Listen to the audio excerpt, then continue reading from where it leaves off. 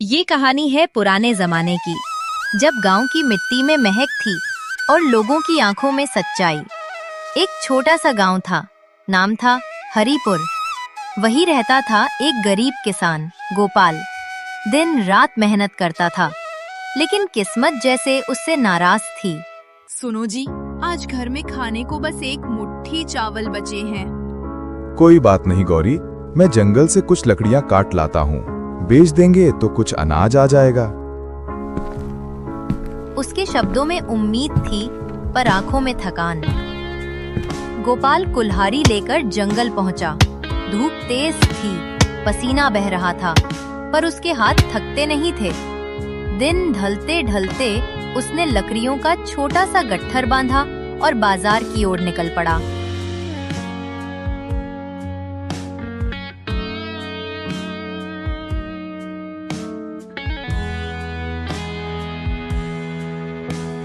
अरे गोपाल, फिर लकड़ी ले आया। चल वजन कर दे। तोल दी सेठ, 20 किलोग्राम है, पैसे दे दीजिए। हाँ, बस इतने में 5 रुपए मिलेंगे। सेठ जी, ये रकम बहुत कम है, पूरा दिन लगा इस लकड़ियों को काटते। अरे मेरी मर्जी, लेना है तो ले, नहीं तो और बहुत है यहाँ। बेबस गोपाल ने लकड़ियां दे दी। 5 रुपए हाथ में आए, लेकिन दिल में उदासी रह गई। इतनी मेहनत के बाद भी कुछ नहीं बचता जी। क्या भगवान हमारी सुनेंगे? जरूर सुनेंगे गौरी, बस हिम्मत नहीं छोड़नी हमें। भगवान पर भरोसा रखो गौरी। और दोनों चूल्हे की मंद लौ के साथ नए सवेर की उम्मीद में सो गए।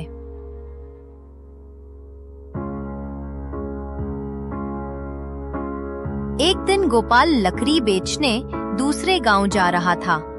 रास्ते में उसे मिला एक और ठेकेदार, नाम था भवानी लाल। वो ईमानदार और समझदार व्यक्ति था। भाई, तेरी लकड़ियां तो अच्छी हैं, पर क्या तूने कपूर सागौन के बारे में सुना है? नहीं सेठ जी, वो क्या होता है? वो बहुत कीमती लकड़ी होती है, सुगंधित और टिकाऊ। अगर कभी मिले तो सीधे मेरे पास लाना, दाम 2 गुना मिलेगा। गोपाल के दिल में नई उम्मीद जग गई। कई दूर जंगलों में भटकते हुए गोपाल को आखिर वो सागौन का पेड़ मिला। उसने ईश्वर का नाम लिया और लकड़ी काटी। हर वार के साथ उसके दिल में उम्मीद बढ़ती जा रही थी। वाह, ये तो असली कपूर सागौन है।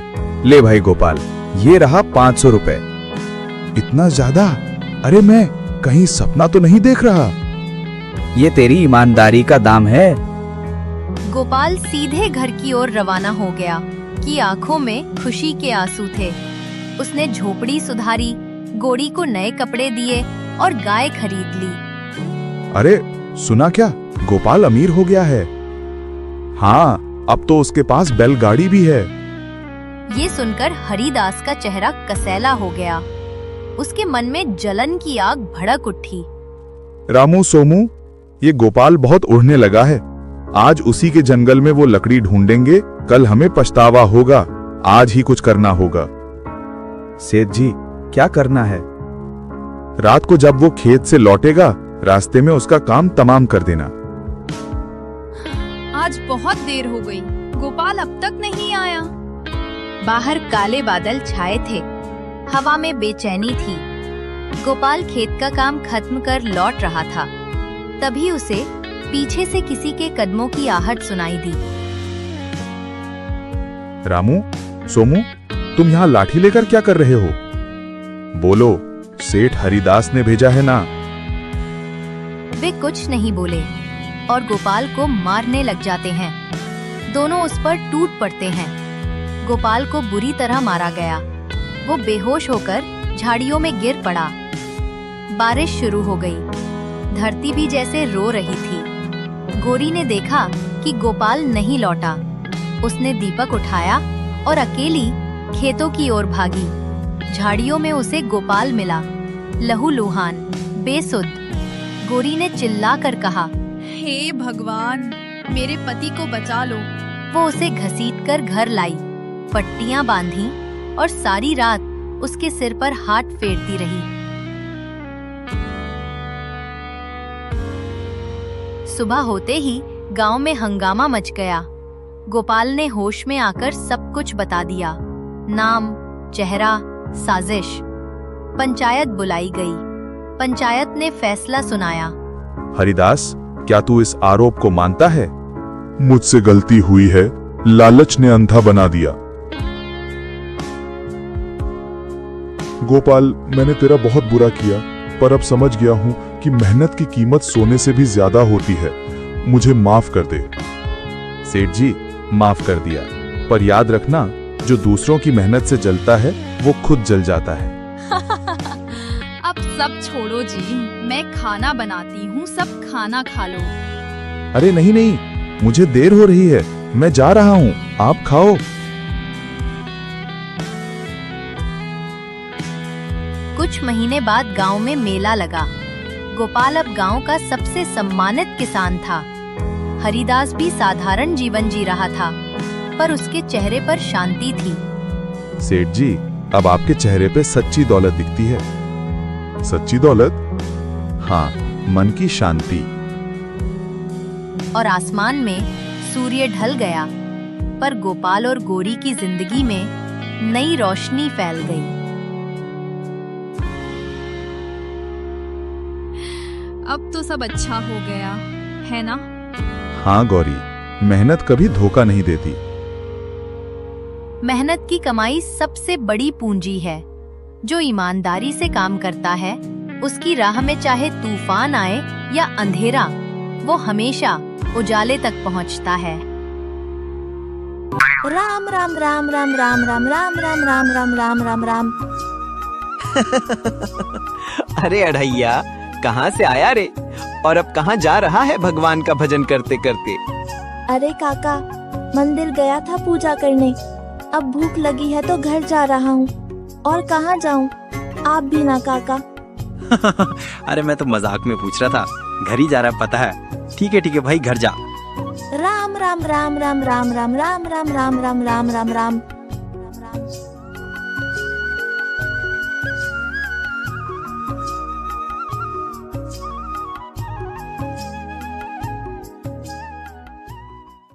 अरे यहाँ घर की ओर जाता है।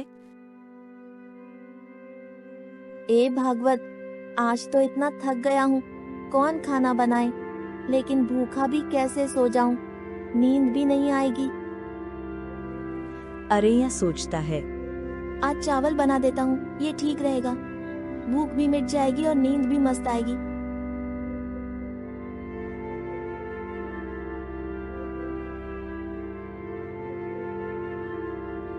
अरे यह चावल बनाकर खा लेता है और सो जाता है।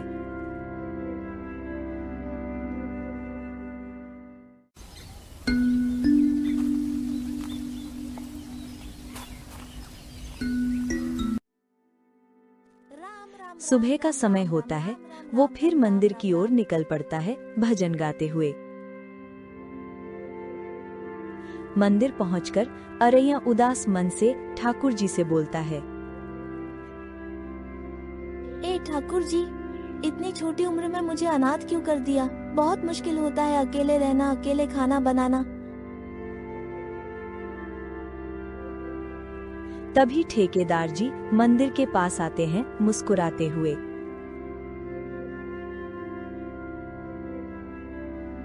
अरे अढ़ैया, बाहर क्यों खड़ा है? और आज तेरे हंसते खिलते चेहरे पर ये उदासी क्यों है भाई? कुछ नहीं ठेकेदार जी, बस ऐसे ही खड़ा हूँ। पूजा की और सोचा थोड़ा आराम कर लूँ, फिर घर जाऊंगा।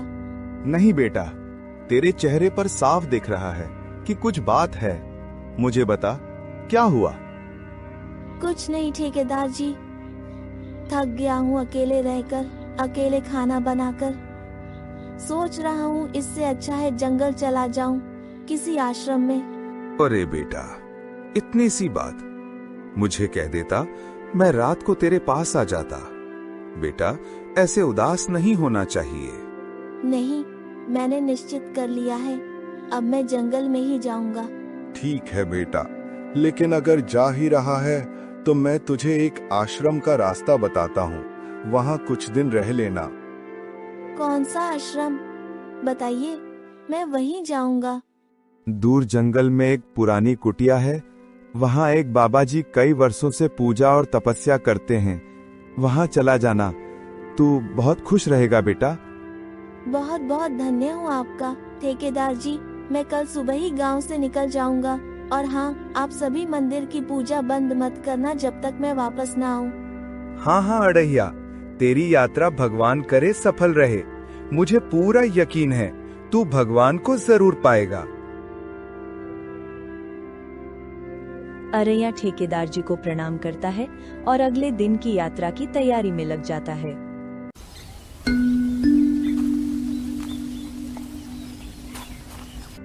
अरैया अपने घर में बैठा अपने माता पिता को याद करता है और उनके चित्र के सामने प्रणाम करता है। ए माताश्री, ए पिताश्री, आप मुझे अकेला छोड़कर चले गए, लेकिन आज आपका बेटा भी अकेले रह रहकर थक गया है। इसी बीच गांव के कुछ लोग आपस में बातें कर रहे हैं। अरे सुना है, हमारे पूरे गांव को हंसाने वाला अढ़ैया आज गांव छोड़कर जा रहा है। देख भाई, सुबह सुबह तू मजाक मत कर, और वो भी अढ़ैया के बारे में। वो हमें छोड़कर कहीं नहीं जाएगा, मुझे पता है। अरे भाई, मजाक नहीं कर रहा हूँ, सच कह रहा हूँ। भला ठेकेदार झूठ बोलेंगे क्या? उन्होंने ही बताया है। अरैया अपने पिता के चित्र के सामने बोलता है। पिताश्री, आज से मैं जंगल की ओर जा रहा हूँ, किसी आश्रम में। अब वहीं मेरा जीवन बीतेगा। दूसरी ओर गांव वाले चिंतित हैं। नहीं भाई नहीं, मैं नहीं मानूंगा। अढ़ैया कहीं नहीं जाएगा, वो तो हमारे गांव की शान है। इतने में दूर से अरैया दिखाई देता है। उसके कंधे पर एक छोटी पोटली है।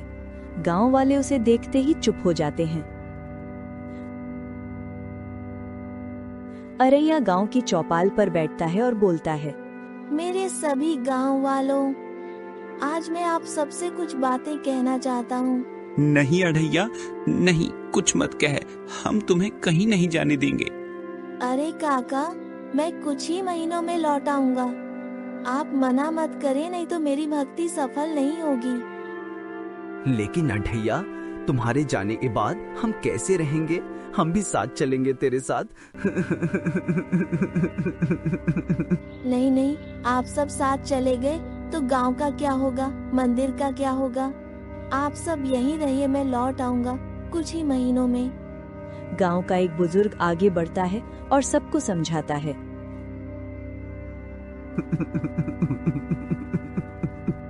अरे भाई, कोई कहीं जा रहा हो तो उसे मना नहीं करना चाहिए, अशुभ होता है।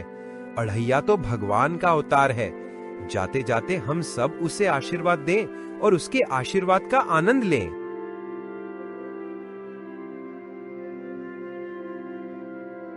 सभी गांव वाले अरैया को आशीर्वाद देते हैं। अरैया प्रणाम करता है और जंगल की ओर रवाना हो जाता है। रास्ते में वही गाय आती है जिसे अरैया रोज रोटी खिलाया करता था। वो अरैया के आगे खड़ी होकर जैसे रोती है। अरे माता, मैं तो भूल ही गया था, तुम्हें देखे बिना ही चल पड़ा। ए माता, मेरी यात्रा सफल हो ऐसा आशीर्वाद देना, मैं तुम्हें हमेशा याद रखूंगा। तू इस पवित्र गांव में सदा खुश रहे, और भगवान की इच्छा हुई तो लौटकर सबसे पहले तेरा ही दर्शन करूंगा। अरैया गाय के सिर पर हाथ फेरता है, आशीर्वाद लेकर जंगल की ओर बढ़ जाता है। अरैया जंगल के बीच चल रहा है, थकान से उसके कदम भारी हो गए हैं।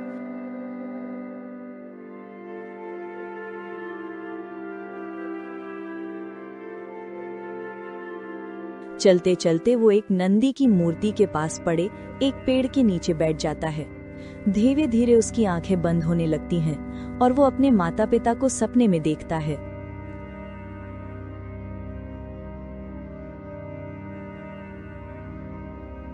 देखना, मेरा बेटा अढ़ैया बड़ा होकर बहुत ज्ञानी बनेगा। वो सबको सही दिशा पे चलने की सीख देगा। हाँ पिताश्री, मैं हमेशा आपके बताए रास्ते पर चलूंगा और धर्म का दीप जलाऊंगा। मेरा बेटा महान ज्ञानी बनेगा। जब मेरा बेटा थोड़ा और बड़ा हो जाएगा तो मैं उसे संसार के सबसे बड़े आश्रम में भेजूंगा ताकि वो और अधिक ज्ञान प्राप्त कर सके। नहीं पिताश्री, मैं आपसे ही ज्ञान प्राप्त करूंगा क्योंकि मैं आप और माता से कभी अलग नहीं होना चाहता। अरे बेटा, हम तुम्हें कभी अकेला नहीं छोड़ेंगे। हाँ मेरे बेटे, कभी नहीं।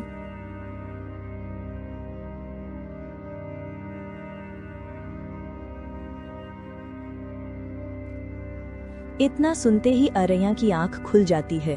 उसकी आंखों में आंसू हैं, लेकिन चेहरे पर एक हल्की मुस्कान भी। माता पिता अब इस दुनिया में नहीं है, पर मैं हमेशा उनके बताए रास्ते पर चलूंगा। अरैया उठकर अपनी पोटली कंधे पर डालता है और जंगल के अंदर और गहराई तक बढ़ने लगता है। दोपहर का समय है, धूप तेज है, प्यास और भूख दोनों से उसका शरीर थक चुका है। ए भगवान, कोई आम का पेड़ भी नहीं दिख रहा। भूख लगी है, क्या करूं ठाकुर? इतनी परीक्षा भी मत लो। भूख लगी है, कोई तो आम का पेड़ दिखा दो।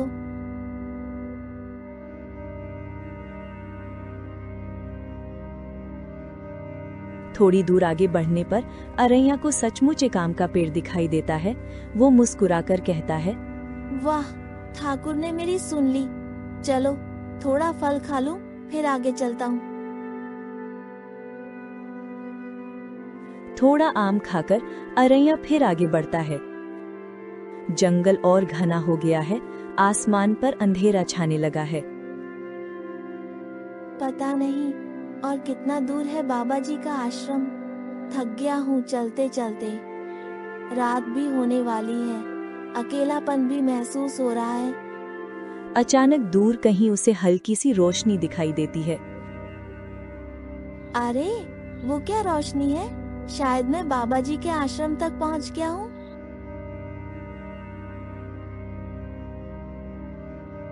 अरैया उस रोशनी की ओर तेजी से बढ़ता है, लेकिन जब पास पहुंचता है तो समझ आता है वो कोई आश्रम नहीं बल्कि एक बड़ा चमकदार पत्थर है जिस पर चांद की रोशनी पड़ रही थी। अरैया उस पत्थर के पास बैठ जाता है। जंगल में सन्नाटा है, हवा की सरसराहट और झिंगुरों की आवाजें हैं। थोड़ी देर में वो भगवान का नाम लेकर फिर आगे बढ़ने का निश्चय करता है। अरैया जंगल की गहराई में बढ़ता जा रहा है। रात का समय है, चारों तरफ सन्नाटा है। तभी उसे दूर से किसी के भजन गाने की आवाज सुनाई देती है। मेरी झोपड़ी के भाग आज खुल जाएंगे, राम आएंगे। ये कैसी आवाज है? इतने घने जंगल में कौन भजन गा रहा है? अरैया उस दिशा में बढ़ता है जहां से आवाज आ रही थी। वो चारों ओर देखता है, लेकिन वहां कोई नहीं दिखता। आवाज तो यहीं आ रही थी, लेकिन यहाँ तो कोई भी नहीं है।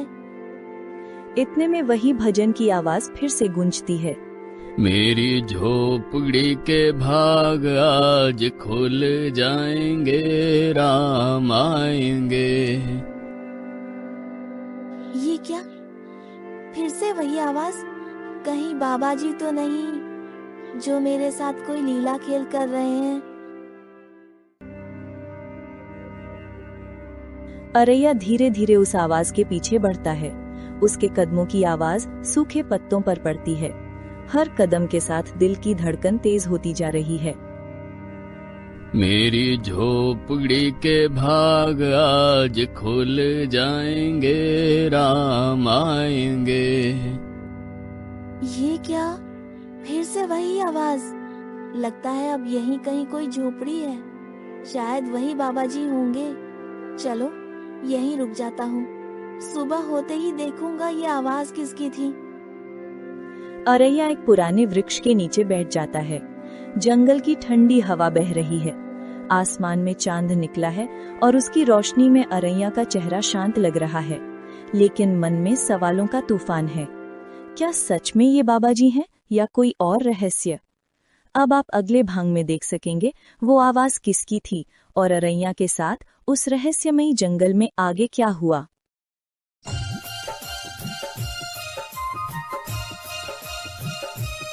अरे मोहन, रात हो जाएगी। मैं तो कह रहा हूँ रुक जा, कल चले जाना। अरे नहीं नहीं, कल बहुत जरूरी काम है। मुखिया ने कल के लिए अनाज का दाम दोगुना कर दिया है, इसलिए जाना जरूरी है भाई। ठीक है मोहन, लेकिन ध्यान से जाना, रास्ता अच्छा नहीं है, जगह जगह टूटा फूटा है। इतना कहकर मोहन वहां से चल पड़ा। कुछ ही दूरी तय करने के बाद अंधेरा हो गया, लेकिन मोहन बिना रुके घर की ओर बढ़ता रहा। थोड़ी देर बाद उसे ऐसा महसूस हुआ जैसे कोई उसका पीछा कर रहा हो। उसने अपनी साइकिल रोकी और जोर से बोला, कौन है? सामने आओ, मेरे पीछे कौन चल रहा है? चारों ओर सन्नाटा था, कोई जवाब नहीं मिला। मोहन सोचने लगा, शायद गांव वाले इसी वजह से मुझे रुकने के लिए कह रहे थे। वो फिर आगे बढ़ने लगा। कुछ दूर जाने पर उसे ऐसा लगा जैसे उसके पीछे कोई दूसरी साइकिल भी चल रही हो। इस बार उसने पीछे मुड़कर नहीं देखा और चलता रहा। चलते चलते उसे रास्ते के किनारे एक बड़ा पेड़ दिखाई दिया, लेकिन अजीब बात यह थी कि उस पेड़ के नीचे एक बूढ़ी औरत आग जलाकर बैठी थी। वहां ना कोई घर था ना कोई इंसान, बस एक बकरी उसके पास खड़ी थी। मोहन धीरे धीरे उसके पास गया और बोला,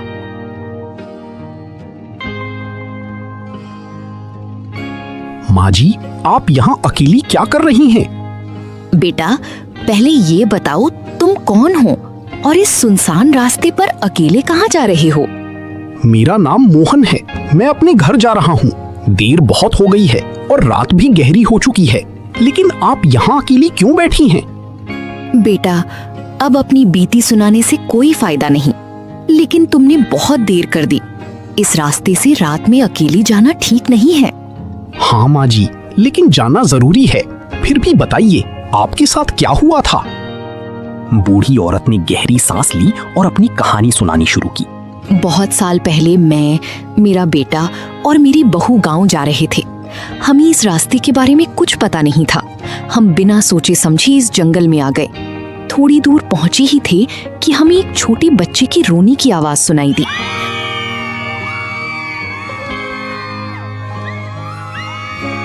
हमने सोचा कोई बच्चा रास्ता भटक गया होगा। मेरा बेटा उस आवाज का पीछा करते हुए झाड़ियों की ओर चला गया।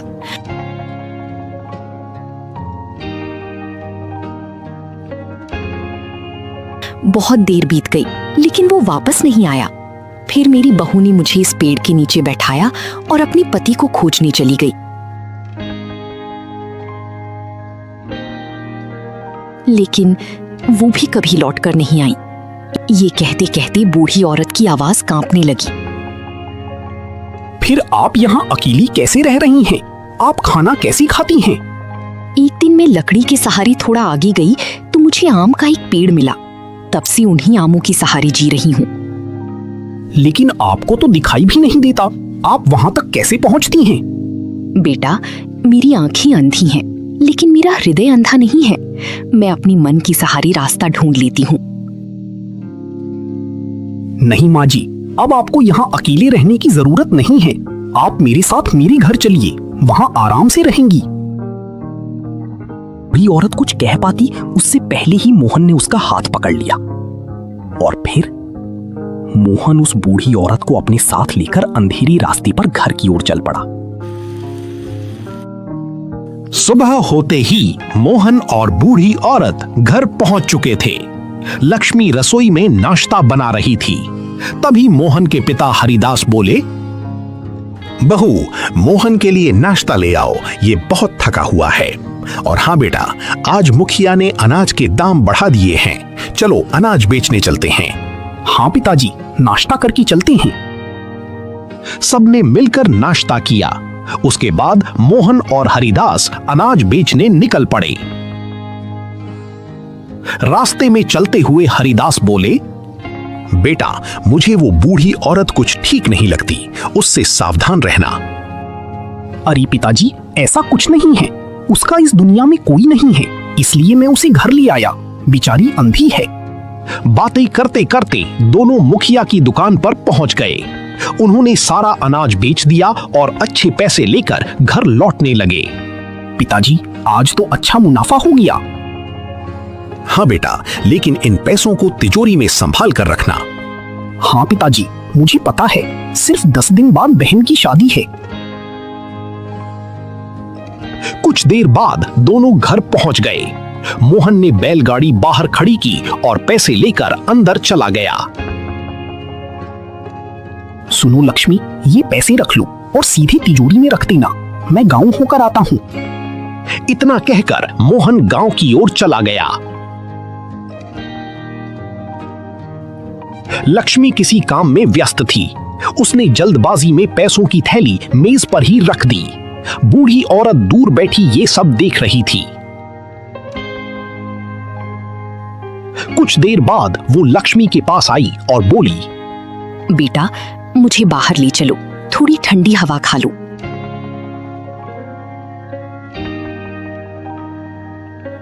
लक्ष्मी उसे घर के बाहर बैठाकर वापस अपने काम में लग गई।